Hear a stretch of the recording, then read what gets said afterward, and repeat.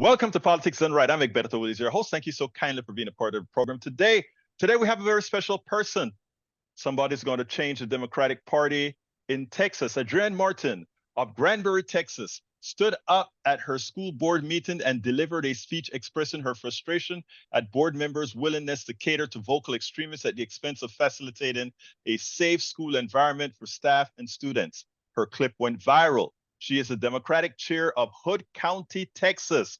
She is the recipient of the Freedom from Religion Foundation Award.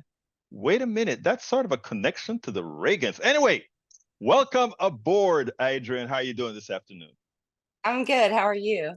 I am doing great. First of all, let me tell you that you caused a ruckus in the entire state. I don't know if you realize that, by finding a particular video that occurred with that organization. I don't remember the name. What's the name of the organization? True Texas Project. And the organization who actually was the speaker was the Abolish Abortion Texas, I think. Texas, Abolish Abortion. Yeah. That's it, Abolish Abortion Texas. But anyway, before we get into that, I want to talk a little bit more about you.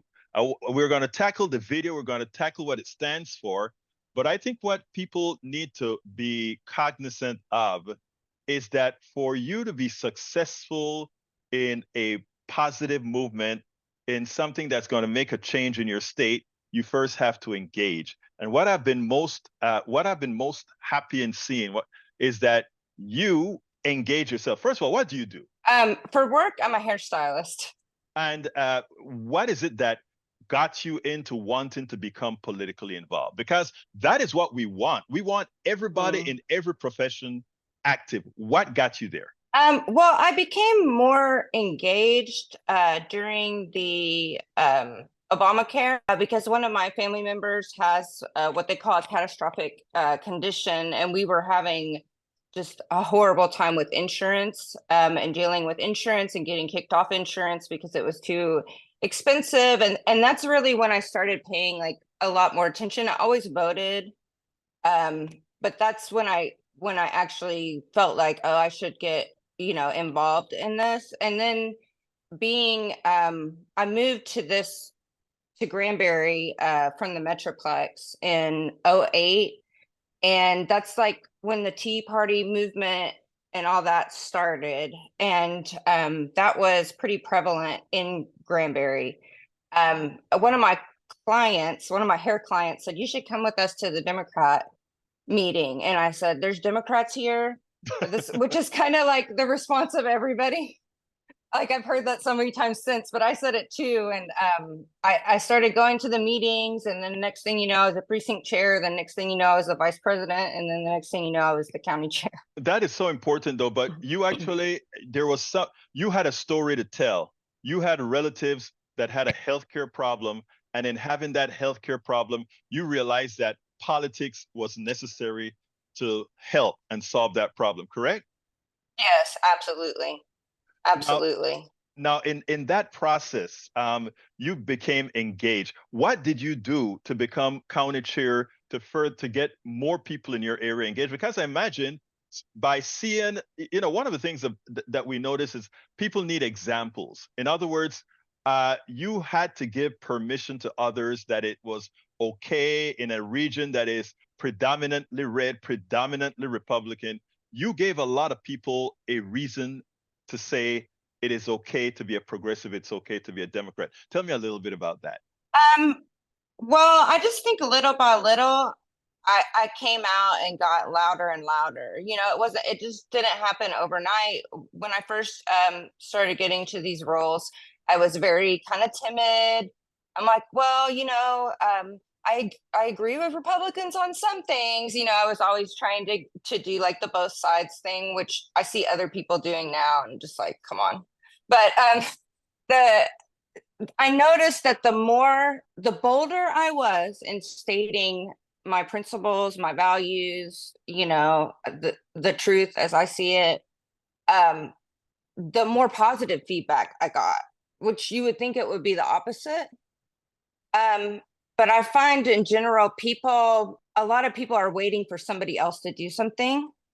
And I kind of just started getting into that role more and more, and I noticed more and more people feel, and I'm not saying I'm the only one that's, but I can tell a difference that people get more courageous to say their views when they feel like they're not alone, basically. You just stated the magic. The magic is when I talk about people having a place to land, people knowing that if they make the change that they know they need to make, both for healthcare, both for childcare, both for all these other things that we know are lacking in Texas and in many other red areas, people need that place to land. And I think having people like yourself go out there and do the work and be bold in doing the work, that actually makes the difference. And I think the Democratic Party has to do some listening to folks in these rural areas who are standing up and making a difference. Now, you found over the last few days, you in some of the scouring that you do over the internet and look and doing the thing that you need to do. What I say is that progressives have to do the work themselves. The news media is not out there doing it for them.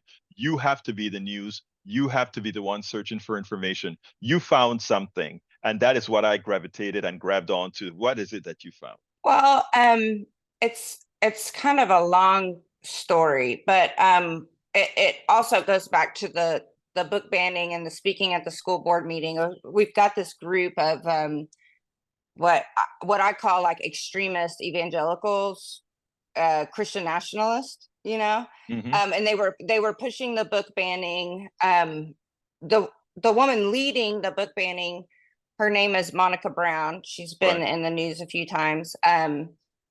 Her every meeting that she goes to, she streams on her Facebook.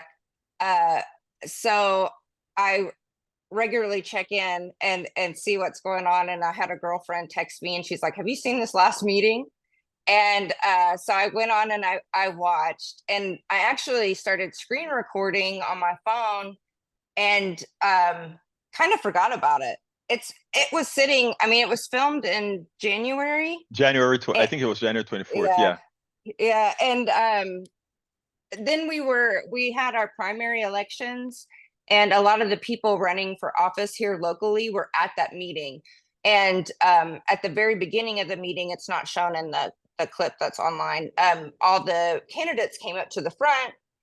Some of them asked questions that I showed in the video, but I wanted to highlight for my local people to see which of these candidates were at this meeting.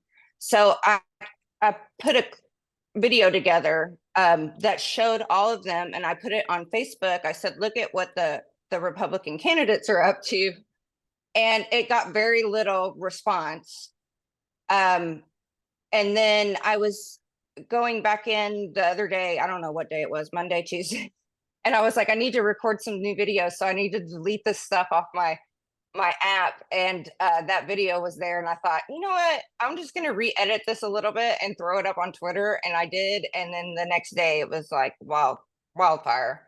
It's crazy to me because that kind of rhetoric, um it's not uncommon for us to hear that kind of rhetoric here. So like I said, I put it on Facebook, nobody really reacts, but then I put it on Twitter where it's got a national audience, and people were very, very shocked. I don't think that people realize where the Republican Party is going. And yeah, that is the mainstream Republican Party now. And what is sad is that they were not coy in the statements that they made. They made it quite clear that the one thing they needed was Roe versus Wade overturned, and then the states could take it from there.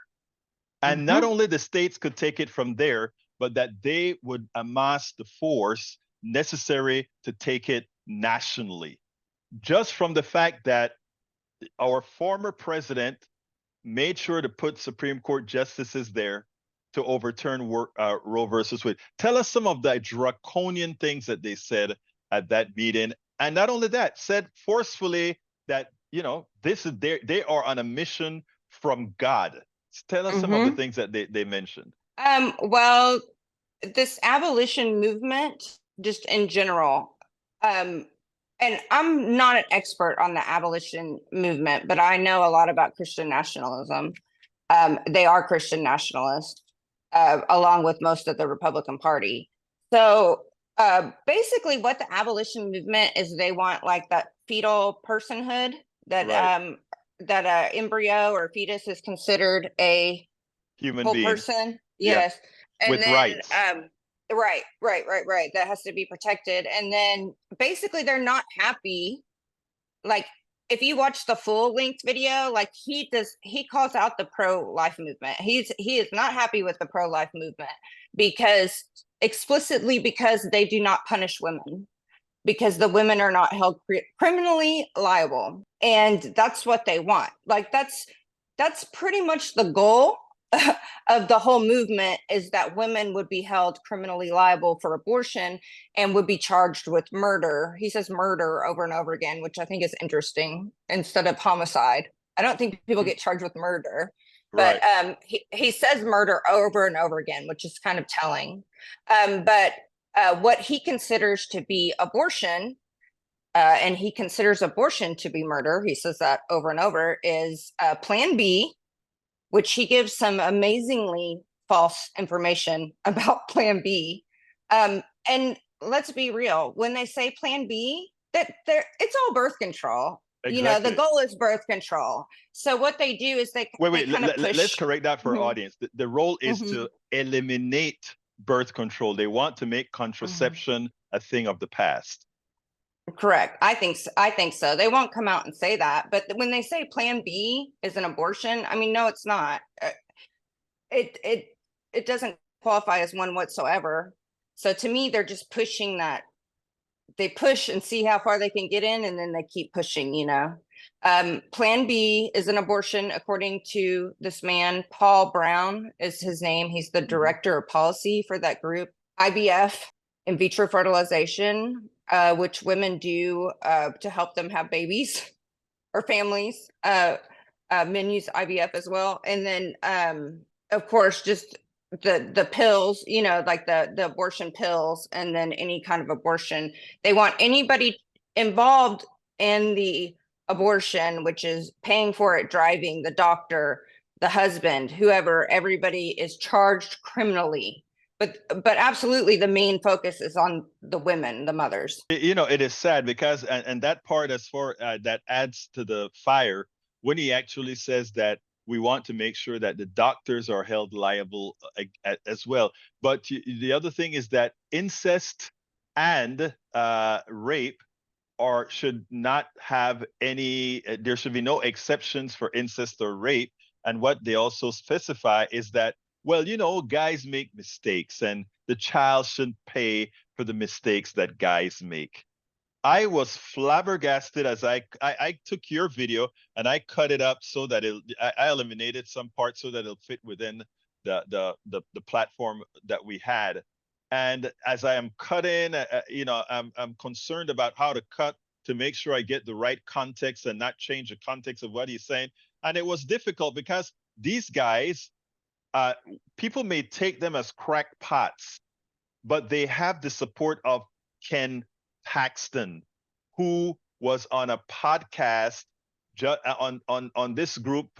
What's the name of the group? Texas, the True Through Texas Texas. Project. Their first podcast was with Ken Paxton, who is a friend of the group, who believes in what the group is doing, and who himself fought when that young lady here in Texas needed an abortion. He made sure and blocked it to the Texas Supreme Court. It is simply amazing. And what I think women like you are doing is not only your voice is going to be heard all over the state, all over the country, but more important to being able to be heard on these platforms is that the people in your own community, your rural area, and believe me, if a woman in a rural area speaks up, and it gives power to women in other rural areas to speak up and say, I don't have to be a city girl or a city woman to do this. I can actually stand up and get the job done.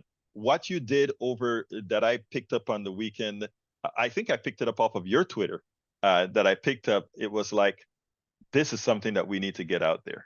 Absolutely. People need to know, like I said earlier, I don't think most of America, especially Americans living in blue areas, realize what Texas is already like for women that need reproductive health care. I mean, there is none here.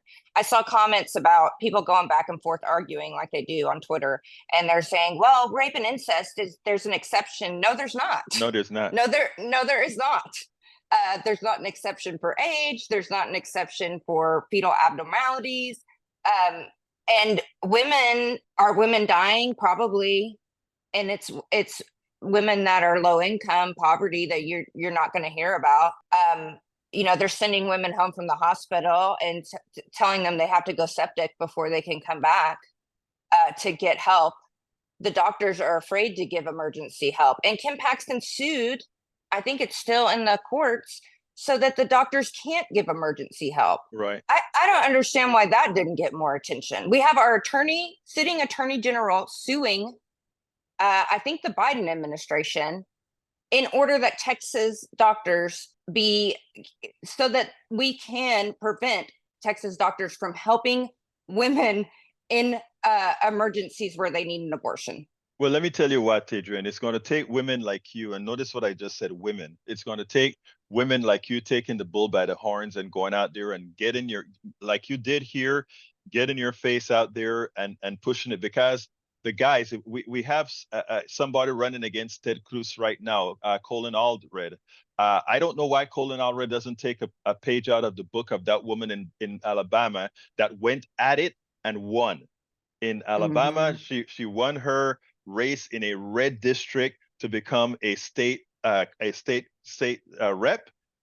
Whoever is going to really beat the pants off of these Texans that are anti-women, going to have to not be fearful, but actually go out there head on and support what women say that they want, what women say that they need. Not what men say that they need, what women out there say that they need. So I want to thank you for what you are doing out there, and hopefully with this interview and with you continue being out there and getting the exposure, that more people follow in the path that you followed, to go out there and say, I'm not going to just take this sitting down. We're going to fight. The last question I always ask is, what would you have liked me to ask you that I didn't? That's a tough question. I want people to know that Texas is not Texans. Majority of us do not support these policies, because you see people are like, well, they voted for it, that's what they get, and that's not most of Texas. Texas is a non-voting state. Voter apathy and voter suppression is what gave us the government that we have, and we're being ruled by an extremist minority. So sorry, that's not a question, but I think it's important for people to understand that, because I'm like, well, what do you think is going to happen if Trump gets elected? It's going to be Texas, but it's going to be the whole country, but it's already happening here. Thank you so kindly, Adrienne Quinn Martin. And I want to add a corollary to that. What's occurring in Texas, they have plans to take it throughout the country, whether you're a blue state or a red state. They have rigged the court system such that the court system, which is anti-democratic, can actually overrule the will of the people in every single state. So the work that Adrienne Quinn Martin is doing is very important. She needs your support, and all women doing this kind of work need this kind of support. Before you go, I know that there is a convention in El Paso that you are trying to get a group of people to go to, but you guys would also like to be funded. Tell us a little bit about that before we close. We have the Texas State Convention, and it is June 6th through 9th. So we got a little bit of time, but it's in El Paso. Like I said, we're in North Texas. So that's about a 10 to 12 hour drive. Or if you could take a flight. But we have 11 delegates. In Houston, you have hundreds, maybe thousands of delegates. I don't know, probably that. But we have 11. So we're a little tiny blue dot in a red, a sea of red. We're used to getting our voices kind of trampled on So we want to be able to go to the state convention and have a voice and be able to vote for our county. So we're just trying to raise money to get our 11 people down to El Paso in June. What's your website? It's hooddemocrats.org. And you just go to the front page. If you scroll down, there's a little button, yellow button that tells you where you could donate. Yeah, that's it. I mean, $5, $10. So far, we've raised $210, so we're on our way. Well, you know what? That is great. You know, I'll make sure and do my part as well, do my little pieces. But look, thank you very much for what you're doing. I think Americans all over, from Texas right throughout the country, are proud to have women like you and the many others that are really fighting this juggernaut that's trying to get started. You guys are doing a good job. Thank you so kindly for being on. Well, Adrienne Quinn Martin, thank you so kindly for being on Politics Done Right. Thank you.